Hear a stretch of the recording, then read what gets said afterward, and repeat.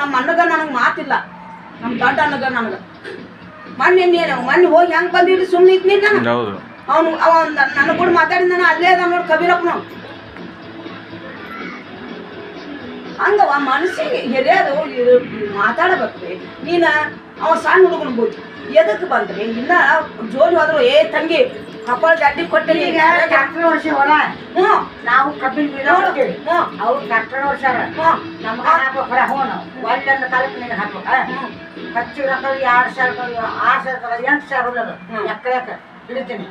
ಗೊಬ್ಬರ ಬೀಜ ಸವನ ಹಾಕೋದು 6,000 ಆಗನ ಗೊಂಜಾಳ ಎಕರೆ ಮೇವು ನಿಮಗೆ ಗೊಂಜಾಳ ನಮಗೆ ಹಿಂಗೆ ಮಾತಾಡಿ ಗೊಬ್ಬರ ಬೀಜ ರೊಕ್ಕ ಕೊಟ್ಟು ಮಾತಾಡ ನೀನು ಬರಬೇಕ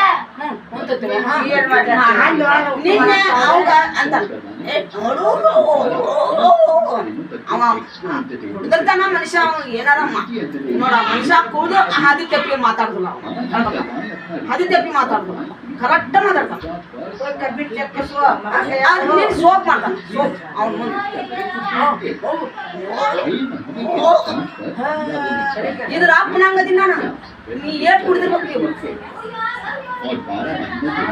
ಸಣ್ಣಿಂದ ಇರ್ಬೇಕ ರಾಜ. ಭಾಳ ಮುದುಕ್ರು ವಯಸ್ಸಾದಿಂದ ಮನುಷ್ಯ ಮಾತಾಡೋಕಾತು ಇದು ಆತು ಬೆಲೆ ಇರ್ಬೇಕು ಅಂದ್ರ ಅದಕ್ಕ ಅವ್ನು ಕರೀರಿಪ್ಪ